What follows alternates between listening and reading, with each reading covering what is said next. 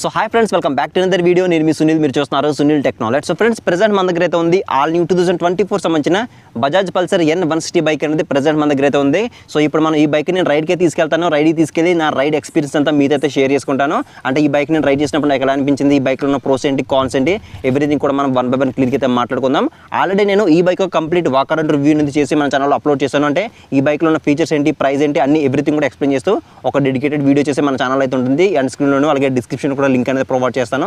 ఒకసారి అయితే చెక్అవుట్ చేయండి. ఇక లేట్ చేయకుండా మరి వీడియోని అయితే స్టార్ట్ చేద్దాం. వీడియో స్టార్ట్ చేసే ముందు మీ అందరికీ చిన్న రిక్వెస్ట్ ఏంటంటే, మీలో ఇంకా ఎవరైనా మన ఛానల్ని సబ్స్క్రైబ్ చేసుకొని చూస్తే మాత్రం కింద ఛానల్ సబ్స్క్రైబ్ బటన్ అయితే ఉంటుంది. దాన్ని క్లిక్ చేసుకుని పక్కన నోటిఫికేషన్ బెల్ అనేది యాక్టివేట్ చేసుకోండి.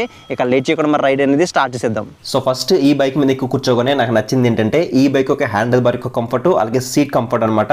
సో హ్యాండిల్ బార్ అనేది కంప్లీట్ గా single piece metal curved handle bar అనేది ఆఫర్ చేస్తున్నారు. సో మరి అంత మనం ఓవర్ గా బెండ్ అయ్యి డ్రైవ్ చేసిన అవసరం అయితే లేదు, మనం కొంచెం బెండ్ అయ్యి డ్రైవ్ చేసిన అవసరం అయితే ఉంటుంది. సో నాకైతే పర్సనల్ గా హ్యాండిల్ యొక్క కంఫర్ట్ అనేది చాలా బాగా అనిపించింది. ఒక sports type segment bike ride చేసిన ఫీల్ అయితే వస్తుంది అనమాట హ్యాండిల్ బార్ యొక్క కంఫర్ట్ అనేది. అలాగే దీని ఒక సీట్ కంఫర్ట్ కూడా మనకి చాలా బాగుంది అనమాట. దీంట్లో స్ప్లిట్ సీట్ అనేది ఆఫర్ చేస్తున్నారు. అయినప్పటికీ ఇది మనకి సింగిల్ లాంగ్ సీట్ లా కనిపిస్తుంది అనమాట. అంటే మనకి బ్యాక్ సైడ్ సీట్ అనేది మరి అంత ఓవర్ హైట్ అయితే ఉండదు. సో ఒకవేళ మీరు ఫ్యామిలీ పర్పస్ లో చూస్తున్నా కానీ మీకు ఇది కంఫర్టబుల్ గా అయితే ఉంటుంది. అలాగే నెక్స్ట్ ఏదైనా ఎక్కువ వెయిట్ ఉందని మాట్లాడుకుంటే, వెయిట్ కూడా మరి అంత ఓవర్ వెయిట్ అయితే ఏం లేదు, లైట్ వెయిట్ గా అయితే ఉంటుంది. 152 kg వెయిట్ తో రావడం జరుగుతుంది. అలాగే నెక్స్ట్ సీట్ హైట్ కూడా మనకి 795 mm మాత్రమే ప్రొవైడ్ చేస్తున్నారు.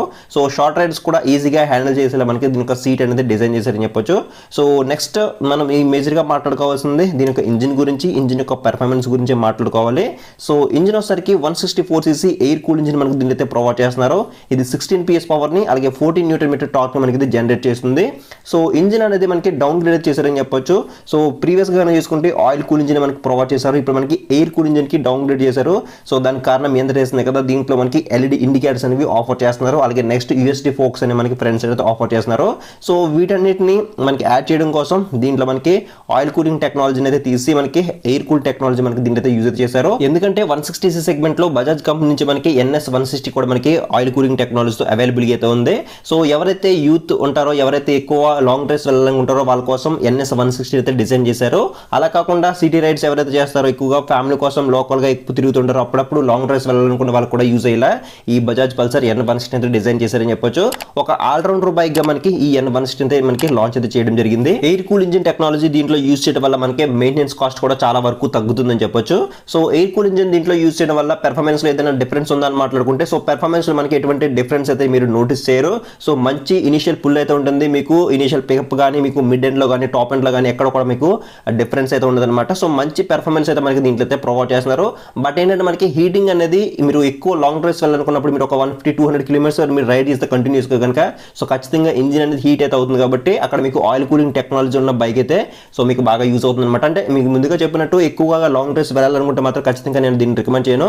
సో అప్పుడప్పుడు అయితే ఓకే, కానీ సో మీరు లాంగ్ డ్రైవ్స్ వెళ్ళినప్పుడు మీరు గ్యాప్ అయితే తీసుకోవాలి. 15 నుంచి ఒక 20 minutes గ్యాప్ తీసుకుని మీరు మళ్ళీ రైడ్ చేసినట్టు కనుక, సో అప్పుడు మీకు ఇది లాంగ్ డ్రైవ్స్ కూడా యూజ్ అయితే చేసుకోవచ్చు.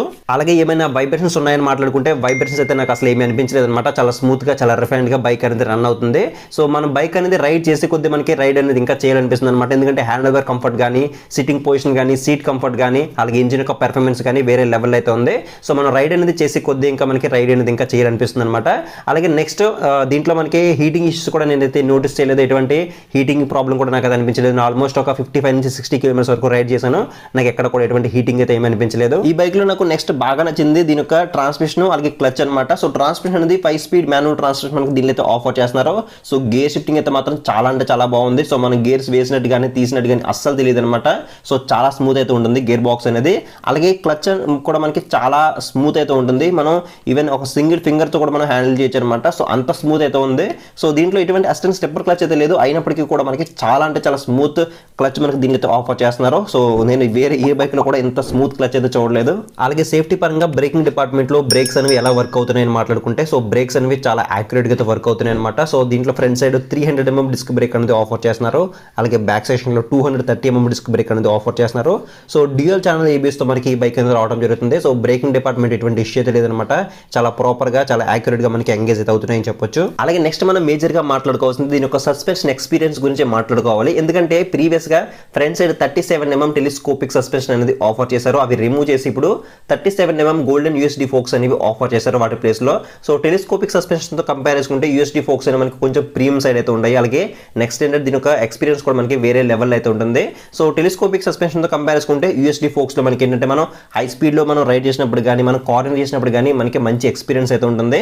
సో మరింత అల్ట్రా స్మూత్ అయితే ఉండదు కానీ సో పర్లేదు బాగానే అయితే ఉంది. ఫ్రంట్ సైడ్ సస్పెన్షన్ అనేది కొంచెం స్మూత్ అయితే ఉంటుంది. బ్యాక్ సైడ్ మనకి మోనోషాక్ సస్పెన్షన్ అనేది ఆఫర్ చేస్తున్నారు. ఇది కూడా మరింత హార్డ్గా అయితే ఏముండదు, అలాగే మరింత సాఫ్ట్ సైడ్ ఏముండదు. సో మీడియంగా అయితే ఉంటుంది బ్యాక్ సైడ్ సస్పెన్షన్ అనేది. సో ఓవరాల్గా మనకి సస్పెన్షన్ ఎక్స్పీరియన్స్ అనేది బాగానే అయితే ఉంటుంది ఈ బైక్లో కనుక చూసుకుంటే. అలాగే నెక్స్ట్ టైర్స్ గ్రిప్ ఎలా ఉందని మాట్లాడుకుంటే సో టైర్స్ కూడా మనకి మంచి టైర్స్ మనకి దీని అయితే ఆఫర్ చేస్తున్నారు. ఫ్రంట్ సైడ్ 100/80 సెక్షన్ టైర్ అనేది ఆఫర్ చేశారు. అలాగే బ్యాక్ సెక్షన్ లో 130/70 సెక్షన్ టైర్ అనేది ఆఫర్ చేశారు. టైర్స్ గ్రిప్ కూడా మనకి చాలా బాగుంటుంది అనమాట. కొంచెం బ్రాడ్ టైర్స్ మనకి దీనిలో ఆఫర్ చేశారని చెప్పొచ్చు. మనకి గ్రిప్ అయితే మాత్రం నెక్స్ట్ లెవెల్ అయితే ఉంటుంది. ఎక్కడ స్కిడ్ అయి పడిపోతాం అన్న భయం అయితే ఉండదు. మనం కార్నింగ్ చేసినప్పుడు కానీ ఓవర్టేక్ చేసినప్పుడు కానీ స్టెబిలిటీ అనేది ఎక్కడ మనకి మిస్ అవ్వకుండా మంచి టైర్స్ మనకి దీనితో ఆఫర్ చేశారు. సో ఇంకా బ్రాడ్ టైర్స్ అనేవి యూస్ చేస్తే మనకి మైలేజ్ మీద ఎఫెక్ట్ వస్తుంది కాబట్టి సో గుడ్ ఎనఫ్ అని చెప్పొచ్చు టైర్స్ అనేవి. అలాగే మైలేజ్ కూడా మనకి కంపెనీ 51 కిలోమీటర్స్ అంతా క్లైమ్ చేస్తుంది కానీ బట్ రియాలిటీలో మనం ఒక 42 నుంచి 45 కిలోమీటర్స్ మధ్యలో మనం ఎక్స్పెక్ట్ చేసి ఈ బైక్ అనేది తీసుకోవచ్చు. సో మీలో ఎవరైనా యూస్ చేస్తే మాత్రం ఖచ్చితంగా కింద కామెంట్ సెక్షన్ అయితే కామెంట్ చేయండి మీ బైక్ అనేది ఎన్ని కిలోమీటర్ మైలేజ్ ఇస్తుందో. అలాగే లైటింగ్ డిపార్ట్మెంట్లో కూడా మనకి ఎటువంటి ప్రాబ్లం అయితే లేదు. అన్ని లైట్స్ కూడా కంప్లీట్గా ఎల్ఈడితో ఆఫర్ చేస్తున్నారు. టర్న్ ఇండికేటర్స్ కానీ హెడ్ లైట్ కానీ టైల్ లైట్ కానీ అన్ని కూడా కంప్లీట్గా ఎల్ఈడితో ఆఫర్ చేస్తున్నారు. సో నైట్ టైం విజిబిలిటీలో కూడా మీకు ఎటువంటి ప్రాబ్లం అయితే ఉండదు. అలాగే నెక్స్ట్ మనం మేజర్గా మాట్లాడుకోవాల్సింది దీని యొక్క కన్సోల్ గురించి మాట్లాడుకోవాలి. కన్సోల్ అనేది కంప్లీట్గా fully digital black and white console మనకి దీనిలో అయితే ఆఫర్ చేస్తున్నారు. సో కన్సోల్ ఉండే ఫీచర్స్ గురించి నేను ఆల్రెడీ వాకర్ అండ్ రివ్యూలో అయితే మాట్లాడాను. రెగ్యులర్ డే టు డే లైఫ్లో కావాల్సిన ఫీచర్స్ అన్ని కూడా మనకి దీంట్లో అయితే ప్రొవైడ్ చేస్తున్నారు. సో ప్రీవియస్గా ఏదైతే కన్సోల్ ఉందో సేమ్ కన్సోల్ దీంట్లో యాడ్ చేసినప్పటికీ సో దీంట్లో అడిషనల్గా మనకి turn by turn navigation support తీసుకురావడం జరిగింది. సో గూగుల్ మ్యాప్స్లో మనకి మీరు ఎక్కడికైనా వెళ్ళాలంటే ఈ టర్న్ బై టర్న్ నావిగేషన్ అయితే యూజ్ చేసుకోవచ్చు. కన్సోల్ యొక్క విజిబిలిటీలో కూడా నాకు ఎటువంటి ప్రాబ్లమ్స్ అనిపించలేదు. ఇప్పుడు నేను డే టైంలో రైడ్ చేస్తున్నాను. సో మీకు గ్లాస్ వల్ల కొంచెం రిఫ్లెక్ట్ తప్పొచ్చు కానీ నాకు రియాలిటీలో రైడ్ చేసినప్పుడు మాత్రం కన్సోల్ ఉండే ఫీచర్స్ అనేవి బాగానే కనిపిస్తున్నాయి. బట్ ఇంకొంచెం ఇంప్రూవ్ చేస్తుంటే బాగుంటుంది అనిపించింది బ్రైట్నెస్ అనేది. అలాగే కన్సోల్లో మనకి రైడింగ్ మోడ్స్ కూడా మనకి ప్రొవైడ్ చేస్తున్నారు. అంటే ride mode, road mode, off road mode అని చెప్పేసి 3 రైడింగ్ మోడ్స్ కూడా మనకి ప్రొవైడ్ చేస్తున్నారు. బట్ ఇక్కడ నేను షిఫ్ట్ అయితే చేయలేను రైడింగ్ మోడ్స్ అనేవి, ఎందుకంటే మనకి షోరూమ్ వెహికల్ కాబట్టి కన్సోల్ మనకి డిస్కనెక్ట్ చేస్తారు. అలాగే టాప్ స్పీడ్ టెస్ట్ కూడా చేయలేను. ఈజీగా 120+ అయితే మనం క్రాస్ అయితే చేయొచ్చు. ఇక ఈ బైక్లో అన్ని ప్లస్ పాయింట్స్ అయినా మరి నెగిటివ్ పాయింట్స్ ఏమీ లేవని మాట్లాడుకుంటే సో నెగిటివ్ పాయింట్స్ అయితే నాకు అనిపించింది ఏంటంటే ఈ బైక్ యొక్క ఇంజిన్ టెక్నాలజీ అనమాట. సో ప్రీవియస్గా ఉన్న ఆయిల్ కూలింగ్ టెక్నాలజీ ఉంటే బాగుంటుందని అనిపించింది. సో దీంట్లో మనకి యూఎస్డి ఫోక్స్ కానీ స్టిక్కరింగ్ కానీ లేదా టర్న్ ఇండికేటర్స్ కానీ turn by turn navigation support కానీ ఇవన్నీ కూడా మనకి యాడ్ అయితే చేశారు. అలాగే ప్రైస్ కూడా పెంచారు కాబట్టి సో ఆయిల్ కూలింగ్ టెక్నాలజీ ఉంటే బాగుంటుంది చెప్పేసి నాకు అది అనిపించింది. రిమైనింగ్ అంతా కూడా ఓకే అని చెప్పొచ్చు. ఇక ఈ ఫైనల్గా మనం ఈ బైక్ని ఎవరు తీసుకుంటే బాగుంటుందని మాట్లాడుకుంటే కనుక ఒకవేళ మీరు ఆల్రెడీ ఒక 125cc బైక్ కానీ 150cc బైక్ కానీ యూజ్ చేసి ఉండి మీకు ఆ పెర్ఫార్మెన్స్ సరిపోదు అనుకున్నప్పుడు మీరు 160cc ఈ N160 మీరు కన్సిడర్ చేయొచ్చు. అలాగే ఫ్యామిలీ పరంగా కానీ మీకు సిట్టింగ్ కంఫర్ట్ పరంగా కానీ హ్యాండ్ ఓవర్ కంఫర్ట్ పరంగా కానీ పెర్ఫార్మెన్స్ పరంగా కానీ మీకు ఎక్కువ మైలేజ్ కావాలన్నా అప్పుడప్పుడు మీరు లాంగ్ డ్రైవ్స్ వెళ్ళాలనుకున్నా కూడా మీకు మీరు సిటీ రైడ్ చేయాలనుకున్నా కూడా మీకు ఒక ఆల్రౌండర్ బైక్ లో మనకి ఈ బజాజ్ పల్సర్ N160 మీరు కన్సిడర్ చేయొచ్చు. ఈ బైక్ యొక్క ప్రైస్ డీటెయిల్స్ కావాలన్నా ఇంకా మీకు ఫీచర్ల గురించి ఇంకా ఇన్ డెప్త్ గా తెలియాలన్నా వాకర్ అండ్ రివ్యూ చూడండి. ఆ వీడియో నేను ఇక్కడ ఎండ్ స్క్రీన్ లో ప్రొవైడ్ చేస్తాను. సో ఇది ఫ్రెండ్స్ మొత్తానికి అయితే 2024 సంబంధించిన బజాజ్ పల్సర్ N160 యొక్క కంప్లీట్ నా రైడ్ రివ్యూ అలాగే దీంట్లో ఉన్న ప్రోస్ అండ్ కాన్స్ కంప్లీట్ గా మీకు ఎక్స్ప్లెయిన్ చేస్తాను నేనైతే అనుకుంటున్నాను. మీకు ఇంకేదైనా డౌట్ ఉంటే కింద కామెంట్ సెక్షన్ అయితే కామెంట్ చేయండి, మీకు రిప్లై అయితే ఇస్తాను.